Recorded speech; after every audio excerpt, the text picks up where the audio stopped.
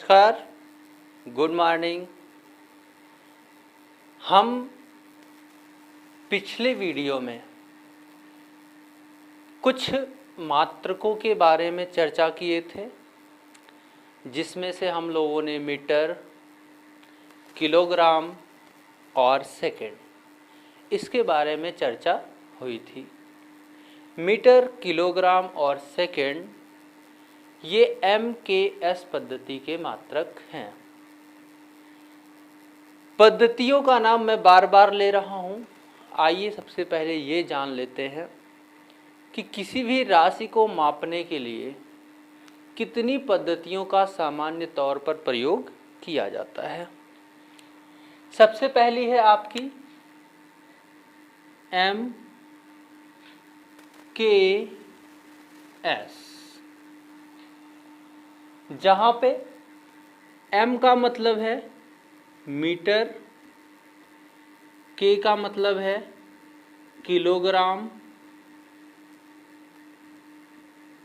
और S का मतलब है सेकंड। ठीक, मीटर किसका मात्रक होता है? लंबाई का। किलोग्राम किसका होता है? द्रव्यमान का। और सेकंड किसका होता है? समय का। ठीक है, MKS यानी कि मीटर, किलोग्राम और सेकंड। ये MKS प्रणाली है। इस प्रणाली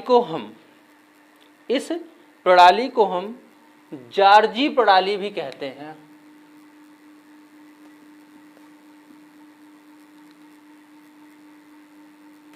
जार्जी प्रणाली कहते हैं। वीडियो को आगे बढ़ाऊं इससे पहले आपको एक सूचना देनी है। आप ध्यान से सुनिए। सूचना ये है कि कक्षा 11 की जो वीडियो है वो तो हर रोज अपलोड होती रहेगी क्रम वाइज। पहला लेसन, दूसरा लेसन, तीसरा लेसन, चौथा लेसन, पांचवा लेसन, ऐसे हम लास्ट तक चलेंगे, पूरी सीरीज बनाएंगे। लेकिन वे सभी बच्चे ध्यान दें जो कक्षा 12 में हैं। हम 12 की भी क्लास स्टार्ट करने वाले हैं। 1 से 2 दिन 3 दिन में आपको कक्षा 12 के पहले लेसन से स्टडी आपकी स्टार्ट हो जाएगी। जो भी बच्चे कक्षा 12 में हैं या जो 11 में हैं या जो कक्षा 9 में हैं या जो 10 में हैं, अगर उनका कोई भी साथी हो जो कक्षा 12 में पढ़ता हो, साइंस पढ़ता हो, फिजिक्स पढ़ना चाहता है, आप उसे हमारा ये मैसेज ज़रूर सेंड करें। ये आपसे हमारी रिक्वेस्ट है। ठीक है ना। हम 2-3 दिन के अंदर ही कक्षा 12 की कक्षाएं स्टार्ट करेंगे, जिसमें हम सबसे पहला लेसन आवेश वाला पढ़ेंगे। चलिए हम अपने टॉपिक पे चलते हैं वापस। तो हमने क्या बताया? MKS प्रणाली यानी कि MKS। पहले हम बता दें कि जो ये मात्रक है, इन मात्रकों को कई प्रणालियों में, कई पद्धतियों में बांटा गया है, जिसमें से एक पद्धति कौन सी है? MKS पद्धति। इस पद्धति को हम कौन सी प्रणाली और कहते हैं? जार्जी प्रणाली भी कहते हैं। M का मतलब मीटर, जो लंबाई का मात्रक होता है। K का मतलब किलोग्राम, जो द्रव्यमान का मात्रक होता है। S का मतलब सेकंड, जो समय का मात्रक है। प्रणाली का अर्थ क्या होता है? प्रणाली का मतलब क्या होता है? प्रणाली से लाभ क्या होता है? तो आपको आइए बता देते हैं कि प्रणाली से क्या लाभ होता है। पहला लाभ तो यही होगा कि जैसे आपसे बोर्ड में पूछा जाता है कि कोई एक राशि का नाम दे दिया और बोला इस राशि का MKS पद्धति में मात्रक बताओ, या CGS पद्धति में मात्रक बताओ, या FPS पद्धति में इसका मात्रक बताओ। तो ऐसी स्थिति में आप क्या करते हैं कि आप कंफ्यूज हो जाते हैं। आपको मात्रक पता होता है फिर भी आप उसका मात्रक नहीं बता पाते। तो इसलिए प्रणाली को हमें जानना तो सबसे पहले इम्पोर्टेंट यही है कि हमें बोर्ड का एग्ज़ाम या एग्ज़ाम देना होता है। दूसरा सबसे महत्वपूर्ण रीजन जो है, जिसके लिए MKS प्रणाली या कोई भी पद्धति बनाई जाती है, वो महत्वपूर्ण रीजन ये होता है कि जैसे हम कोई भौतिक विज्ञान का सवाल हल करते हैं, है ना। जैसे हम कोई भौतिक विज्ञान का सवाल हल करते हैं तो सवाल को कैलकुलेट करते समय, सवाल को हल करते समय हम किसी भी एक पद्धति का उपयोग करते हैं। अगर हम किसी एक पद्धति का उपयोग ना करें तो हमारा कैलकुलेशन संभव नहीं होगा। उदाहरण के तौर पर आपको एक उदाहरण बताते हैं। जैसे आप कोई वस्तु खरीदने जाते हैं तो आपने सपोज आप कपड़ा खरीदने गए या आप रस्सी खरीदने जाते हैं, तो आप एक दुकान पे जाते हैं जहाँ पे आप 1 मीटर या 10 मीटर लंबाई की एक रस्सी खरीद लेते हैं और कुछ दूर और जाने के बाद आपको एक दूसरी दुकान मिलती है और उसी टाइप की रस्सी आपको वहाँ भी दिखाई देती है।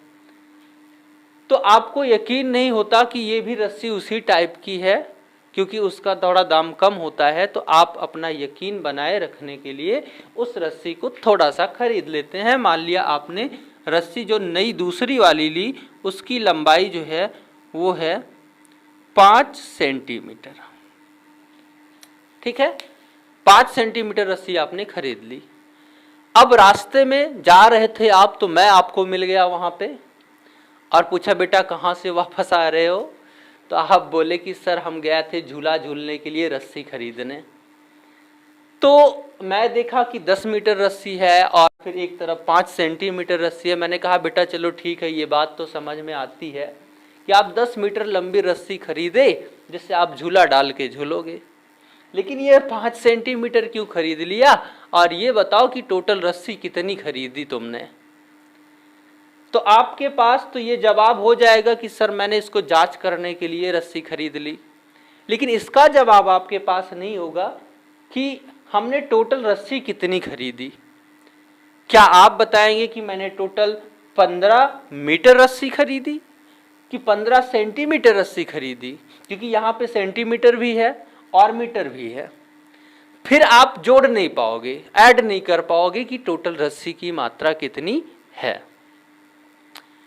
ये ऐडिंग के लिए, यानी कि जोड़ने के लिए, गुणा करने के लिए, भाग करने के लिए, राशियों को आपस में जोड़ने, गुणा करने, भाग करने के लिए ही हम किसी एक निश्चित पद्धति का उपयोग करते हैं और उस निश्चित पद्धति का उपयोग करके हम सवालों को हल करते हैं। तो आइए देखते हैं आगे। एक पद्धति तो मैंने आपको बता दी, MKS पद्धति, जिसे कौन सी पद्धति कहते हैं, जार्जी प्रणाली भी कहते हैं। दूसरी आपको बताते हैं,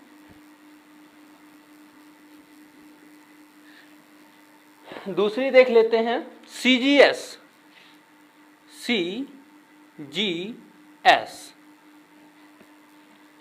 CGS पद्धति क्या होती है इसको भी जान लेते हैं। C से होता है सेंटीमीटर,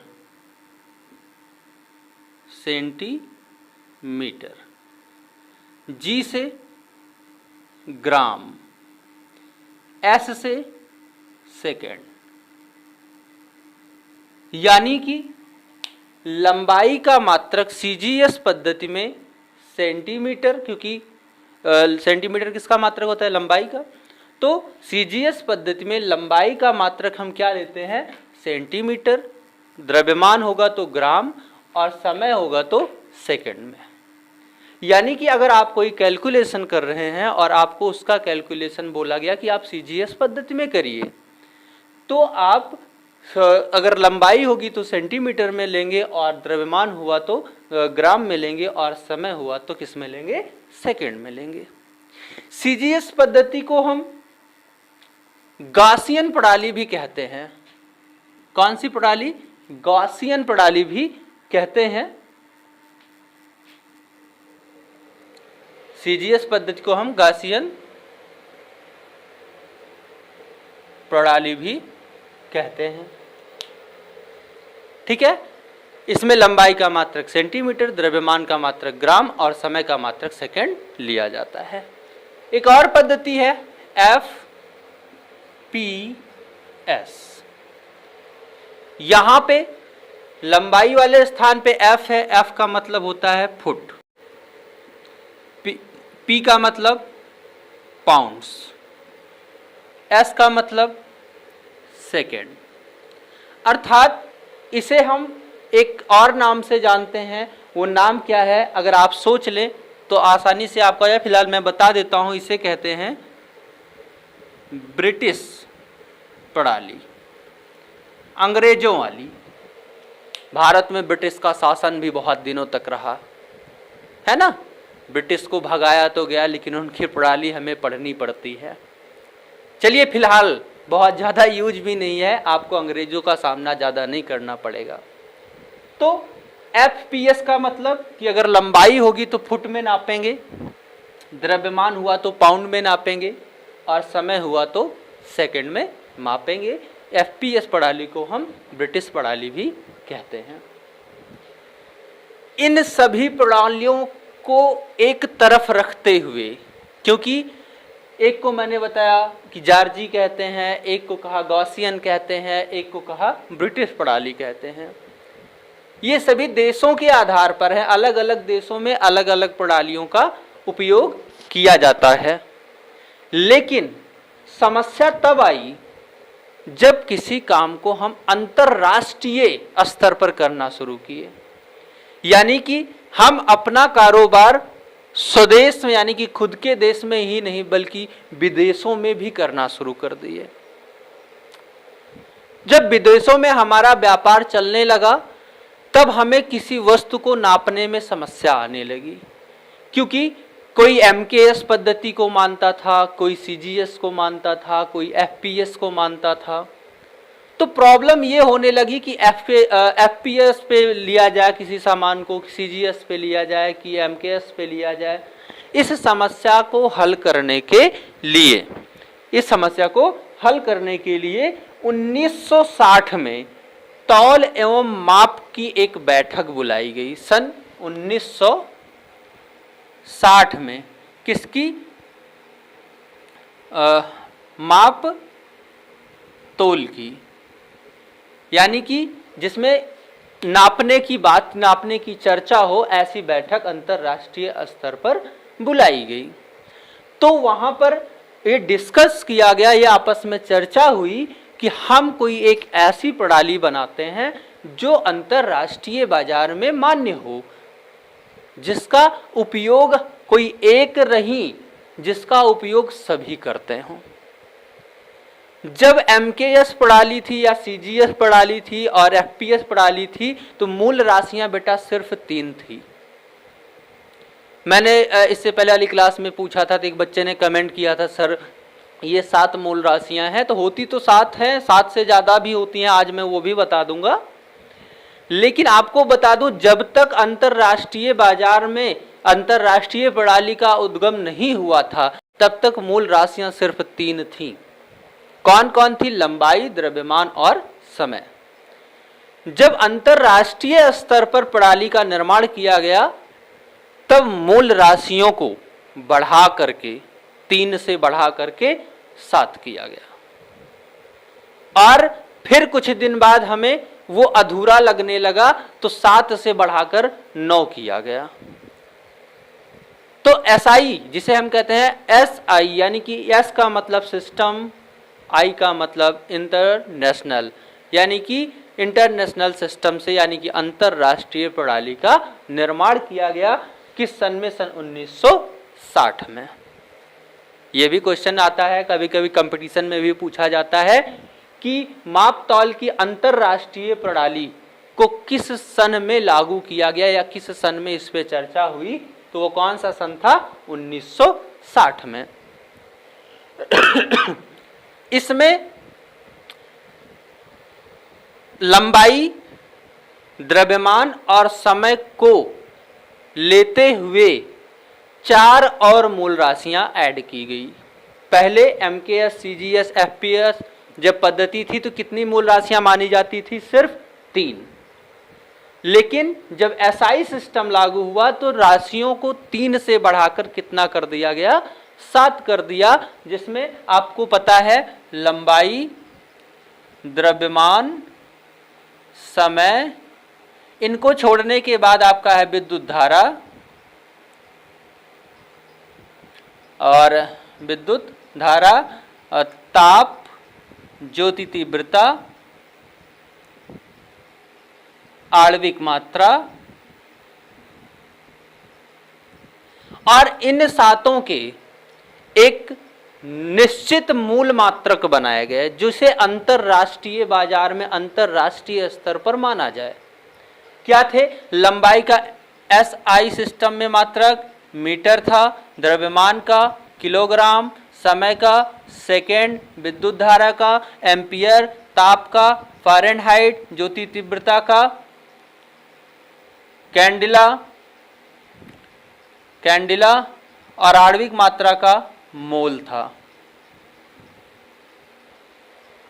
ठीक है, ये अंतरराष्ट्रीय बाजार में जब हमने अंतरराष्ट्रीय स्तर पर बैठक की तो 3 मूल राशियों को हटा करके 7 कर दी गई, लेकिन कुछ दिन बाद ये भी कम पड़ने लगी तो 2 और पूरक मात्रकों का प्रयोग किया गया, यानी कि मूल राशियों को 7 से बढ़ाकर 9 कर दिया गया। बाकी बाद में जो 2 राशियां और जोड़ी गई उन्हें पूरक राशियां भी कहते हैं। उन पूरक राशियों का नाम आपका होता है कोण और घन कोण। कोण और घन कोण। कोण का मात्रक क्या होता है? रेडियन, और घन कोण का मात्रक होता है स्टेरेडियन और स्टेरेडियन। ये दोनों मात्रक, कभी कभी एक नंबर में ये भी पूछा जाता है कि पूरक मात्रक किसे कहते हैं, तो आप कह सकते हैं पूरक मात्रक 2 होते हैं, कोण और घन कोण। कोण का मात्रक होता है रेडियन और घन कोण का मात्रक होता है स्टेरेडियन। अब आइए जानते हैं कि हमें अंतरराष्ट्रीय प्रणाली का उपयोग करके क्या हमको लाभ मिला, इससे फायदा क्या हुआ। ठीक है ना, हमने तो ये जान लिया कि अंतरराष्ट्रीय स्तर पर जिन्हें हम प्रयोग करते हैं उसे पूरे विश्व में यूज किया जाएगा, सभी देशों में प्रयोग में लाया जाएगा। लेकिन इससे लाभ क्या होगा? लाभ सबसे पहला भैया यही है कि हम किसी भी बाजार में जाएंगे, किसी भी देश के, विदेश के या किसी भी स्थान पर जाएंगे तो हमें किसी वस्तु के द्रव्यमान, लंबाई, ताप या कुछ भी हमें नापना पड़ेगा, या उसके बारे में जो हम इंफॉर्मेशन देंगे वो अगले व्यक्ति को जानने में कोई समस्या नहीं होगी और हमारा प्रोडक्ट धड़ाधड़ धड़ाधड़ धड़ाधड़ बिकेगा। पहला लाभ तो यही है। दूसरा लाभ इसका क्या है कि जो एसआई सिस्टम अंतरराष्ट्रीय प्रणाली बनाई गई, इसका जो मान निश्चित किया गया उस मान को हम 10 की घात के रूप में आसानी से लिख सकते हैं। उसके मान को हम अंतरराष्ट्रीय प्रणाली में जो बनाया गया, जितनी भी राशियां 9 राशियां ली गई, सभी के जो वैल्यू थी उन वैल्यूओं को हम अगर छोटा करना चाहें एसआई सिस्टम में या बड़ा करना चाहें तो उनको हम 10 की घात के रूप में आसानी से लिख सकते हैं। यह फायदा हुआ। अगला फायदा मैं आपको बता दूं,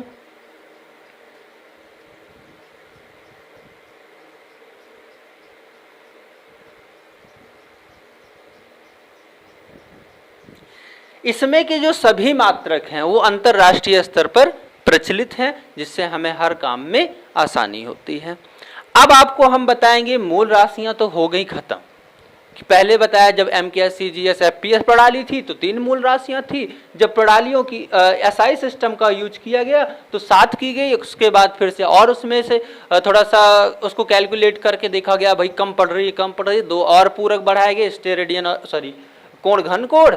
उसके बाद अब हम बात करेंगे मूल राशि से हटकर व्युत्पन्न राशि पर। ठीक है ना, व्युत्पन्न राशि किसे कहते हैं? आप परिभाषा नोट कर सकते हैं।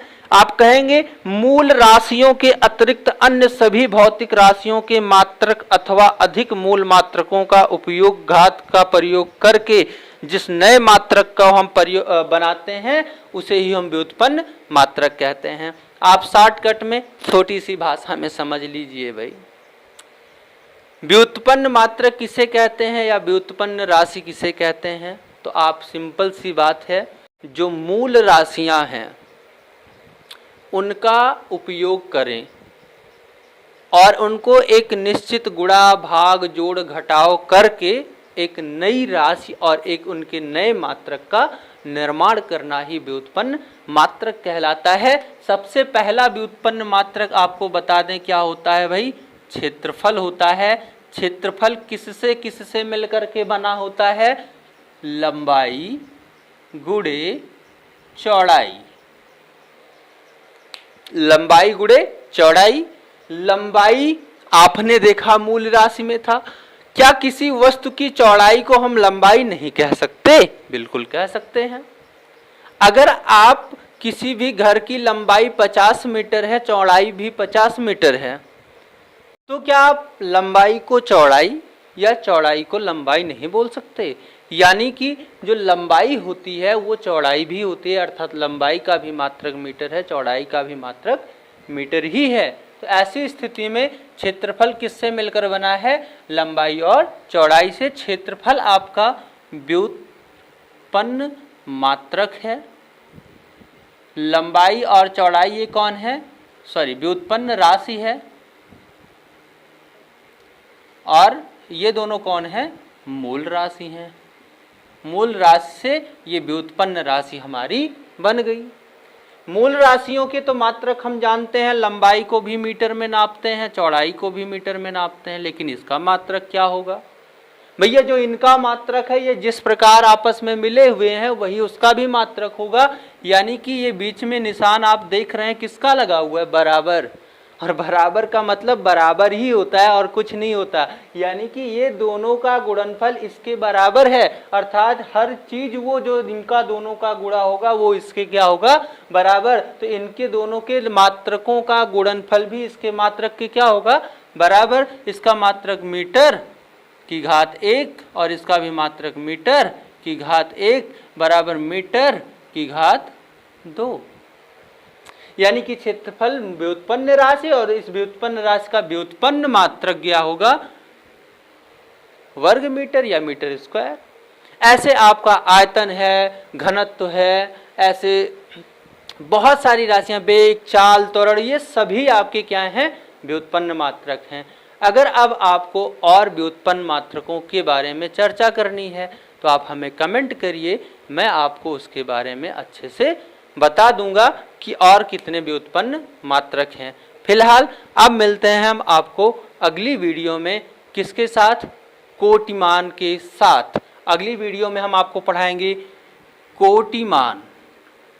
बेटा बहुत इंपॉर्टेंट चीज है, बहुत ही इंपॉर्टेंट चीज है कि कोटिमान किसे कहते हैं और किसी भी राशि का कोटिमान, किसी भी संख्या का कोटिमान हम कैसे निकालते हैं। Very excited, very excited, very excited. मिलते हैं अगली वीडियो में, तब तक के लिए धन्यवाद।